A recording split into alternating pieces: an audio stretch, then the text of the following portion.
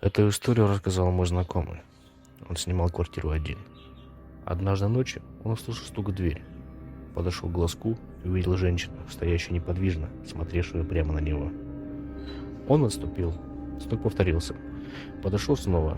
Никого не было. В надежде успокоиться он лег спать.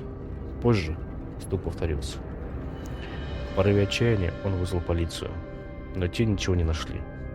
Следов не было, поэтому ему сказали: отдыхайте. На следующий день он уехал к родителям, но соседи звонили и жаловались: кто-то стучит в твою квартиру. Когда он приехал проверить, дверь была закрыта, но внутри раздался женский голос. Ты пришел. А какие странные события происходили с вами? Напишите в комментариях. Можете написать свой рассказ, я его публикую. Подписка, лайк. До свидания.